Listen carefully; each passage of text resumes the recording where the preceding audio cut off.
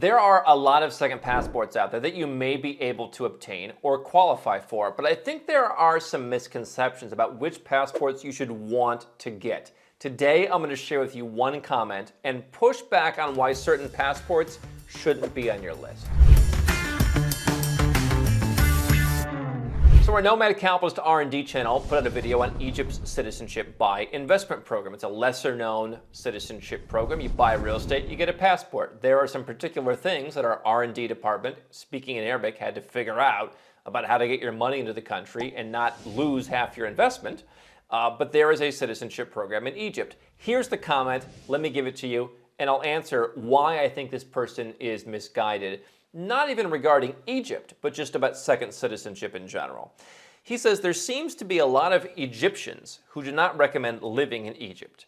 I have been considering doing the citizenship program.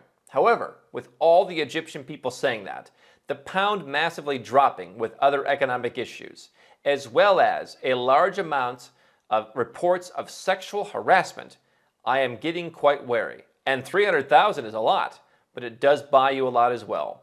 I see a lot of good things in Egypt with the history and people, and so let me go through that comment. I'll get to the particular pros and cons of Egypt in a moment. Now, in general, if you're going to get a citizenship by investment, I define it as following. A proceduralized, commoditized passport program with the same requirements for everybody. It's not easier for an American than it is for a Jordanian, for example, except maybe certain countries may be subject to enhanced due diligence. But the process is the same. The investment's the same. It's not like fast-track naturalization program where somebody in Austria might say, okay, we kind of like you. You invested, $5 million. All right, we'll recommend you. We don't like you as much. Okay, you invested $10 million. All right, fine, we'll recommend you. It's the same for anybody in a citizenship by investment program. And what you get for that is you generally don't need to live there or even visit there. There's a couple countries you got to go and spend 5 days or 2 weeks. They might increase that a bit over time, which is why I think that always the best time to have citizenship by investment is now. We're seeing the Caribbean, the prices are going to double. I've been warning of that for years. And so a citizenship by investment is you're not living there. Now, there are other citizenship programs like what El Salvador is talking about recently, which is kind of a large-scale exceptional citizenship where I think you would live there. And so in that case, if you do have to live there, you want to consider, do I want to live there? What are the taxes? Well, El Salvador said, okay, we'll take care of that for you. In other countries, you might not. Egypt, you don't have to live in the country. Caribbean citizenships, you don't have to live in the country. And so I get the perspective. There is some nuance here. I get the perspective that especially for a first, second passport, it might be a place that, hey, if the first starts flying, you want to go to that place. You may not want to live there when things are going smoothly, but hey, if you got to go somewhere and you only have 2 passports and one there's a problem and the other one there's not a problem, yeah, you probably don't want your second passport to be a place with a problem. Certainly there are people who are entitled to Israeli citizenship through the law of return. They've tightened that up more recently. I might take that. But I wouldn't perhaps make that my only second passport. And so the misconception about what's happening in the country, reports of sexual harassment, by the way, not to minimize that, is that going to impact you where you're living? If you have $300,000 to invest in a citizenship, you're going to go and live in Zamalek in Egypt. You're going to live in a gated community somewhere. You're probably not going to deal with the same things other people do. This is a common misconception. Somebody lives in the suburbs of some American city, and then they act like if they were to move to Colombia, they'd move to a slum. It's not where you would move. You'd move to the same kind of place that you are now, and the same if you got a citizenship and moved to that country. What goes on in that country? Obviously wars, or the country's a bad reputation, or it's sanctioned. We made an episode about the 5 types of passports to avoid like the plague. It's one of our most successful videos ever. Those kind of countries you do want to avoid. Is Egypt there? I would say Egypt is perhaps a little bit on the edge. Obviously, Egypt has its problems, but let's talk about the currency, for example. A lot of currencies have had problems over the years. Does that mean that citizens of that country have a problem? Not necessarily. If the place totally collapses, we have a couple people from Venezuela. One only has a Venezuelan passport that work at our company. He's got U.S. visas. He's got UK visas. He travels all around the world with ease. And he still has visa-free access to a lot of places. And the places that are visa-free, they let him in. And so Venezuela can have problems, but he's able to get visas. He's been able in the past to get residence permits to live in Europe, to go to school, to live and have a job. So in that case, does what's happening in Venezuela cause a problem?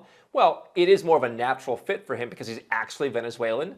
There was some schemy passport program in Venezuela that I heard about from somebody. Some guy had a deal with a guy in the office or something. You never want to do those. That was like 8 or 9 years ago that I heard about that. You know, if you're not really from Venezuela and you're carrying a Venezuelan passport, I think there's certainly countries that wouldn't care. I would imagine, you know, there might be a few countries they'd be like, you know, like I don't think you would so easily get a U.S. visa as he has. They'd be like, what's this? So I do think like the reputation of the country matters. Somewhat, I would ask to who.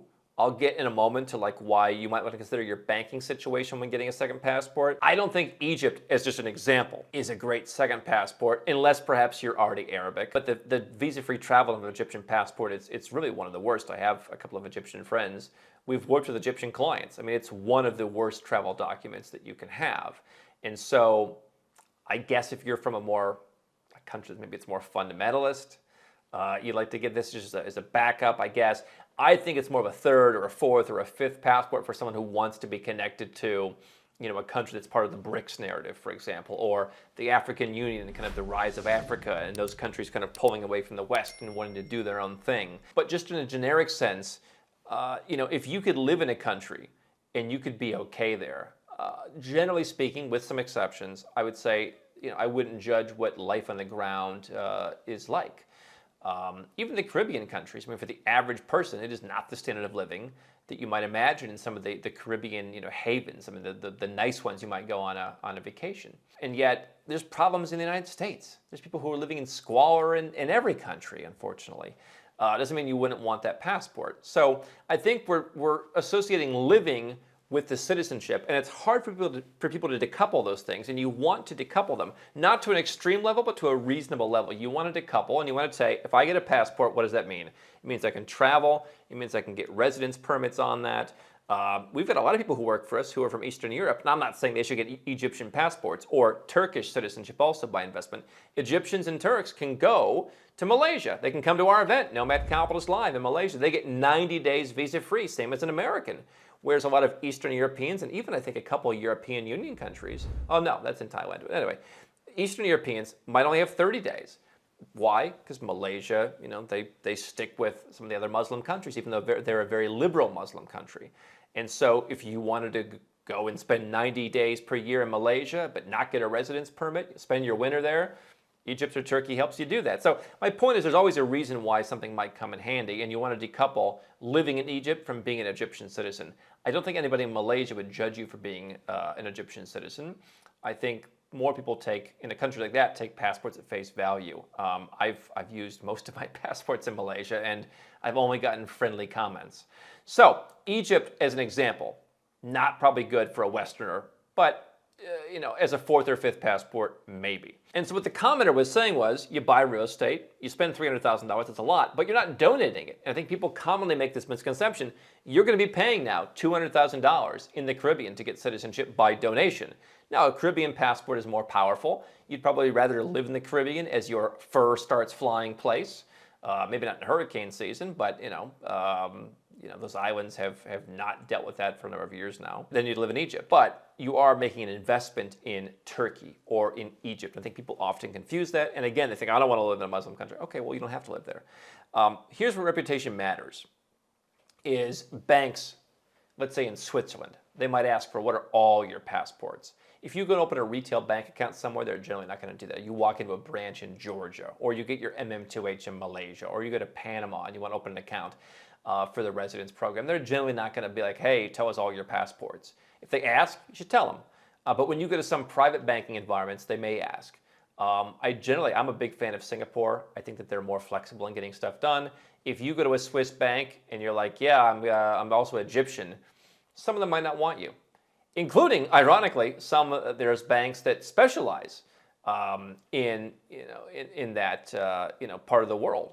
But you're not really Egyptian. This kind of with some of these Swiss and similar European banks, this damned if you do, damned if you don't kind of thing. So your banker might give you grief. If you wanted to get a U.S. visa or something, and you look as I do, and you're like, oh, I'm Egyptian. What's this? you know what? Maybe people who judge you for having options shouldn't be in your life. I think the vast majority of countries don't judge you. I think most banks wouldn't judge you. Some banks might judge you for being a Caribbean citizen. I had a banker in Malaysia tell me that. You know, getting multiple citizenships might remove a few options. I generally think if you plan correctly, which is what we do here at Nomad Capitalist, if you came and said, hey, I want to be able to go to the US, I want this, I want that, I need this, my business requires this, okay, we'll work around that. And in a case where Egypt might be a stain, or Turkey might be a stain, or a Caribbean passport might be a stain, then that would be recommended. That's the difference between Nomad Capitalists and these passport sellers. We just go and they're like, we got, look at these beaches here. We got this beach, we got that beach. How many beaches would you like? We love beaches, right? We got 4 passports. Everyone's gonna be sold a passport from a beach country. Beach, beach, beach, beach, beach. But I qualify for citizenship by descent and no, beach, beach, beach. Listen, you don't want that. You want all the options. You want someone to understand how your passport impacts your banking, your trust plan, where you can live, where you can get a residence permit, restrictions that might apply to you in running your business, or regulations. That's what Nomad Capitalist helps people do. It's the most holistic planning service that's out there. You can go to nomadcapitalist.com/apply and learn more. We accept clients who have a liquid net worth of $1 million or more, or if you run a business and make $500,000 a year or more, all the way up to multi-billionaires. And I think that us and our network of hundreds of experts that we are really focused on nurturing and building do a better job as a one-stop shop than anyone else you're going to talk to. Don't just buy a passport and then figure out, I just spent 200 grand, what do I do next? Go to nomadcapitalist.com/apply. Very rarely would we recommend to somebody getting an Egyptian passport. More often we might say, hey, throw in Turkey at the end. But many people don't do that, and many people don't get that. I think understanding the value equation, if you can buy real estate in a place like Cairo, or anywhere else in Egypt, pay under $1,000 a meter for one of the largest cities in the world, I think that could be a good deal. I've been right over the years on Tbilisi. Property prices have gone crazy since I've been talking about it. I've been right to a lesser extent in Yerevan. We've been right in Istanbul, and I've been right in Cambodia.